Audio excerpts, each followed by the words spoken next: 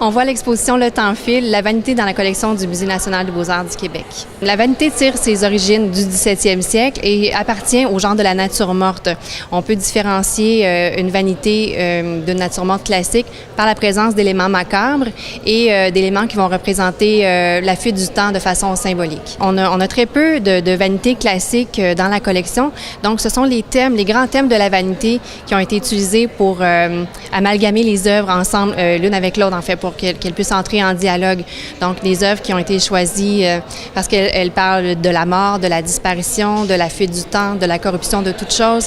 Et les liens entre les œuvres sont visuels, en fait, sont formels aussi. Donc, c'est aisé de comprendre pourquoi une pièce est située à côté d'une autre. On fait les liens très facilement là, entre les œuvres. On peut parler de Ludger Larose, l'œuvre de Ludger Larose, La Vanité, qui est tout juste à côté d'une œuvre de Sylvain Boutillette, dont je me risquerai pas à dire le nom parce qu'il est un petit peu compliqué, mais on voit le lien se fait vraiment rapidement et aisément entre les deux pièces. D'un côté, on a un memento mori, donc un simple crâne qui est déposé sur 2 livres, et de l'autre, on a un crâne, mais qui est plutôt l'esprit à la fête, là, avec un nez de clown qui flotte au centre de l'univers.